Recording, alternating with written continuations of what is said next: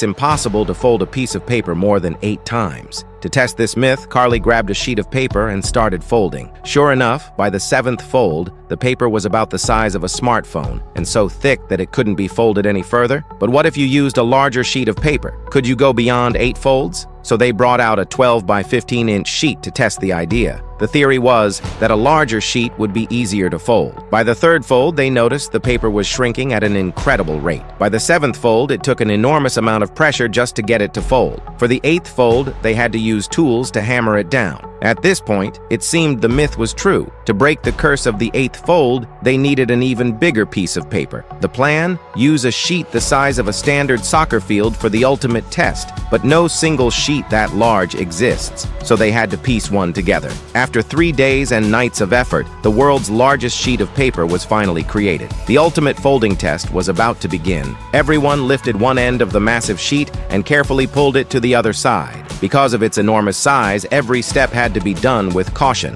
They folded it down in a precise 90-degree direction each time. By the 7th fold, the paper had become incredibly heavy. Just one more fold and the myth would be shattered. As expected, the bigger the sheet, the easier it was to fold, at least at first. The myth was officially busted, but they didn't stop there. At that point, human strength alone wasn't enough to make another fold, so they brought in a steamroller. In the end, they didn't just break the 8-fold limit. They reached an astonishing 11 folds, possibly a new Guinness World Record.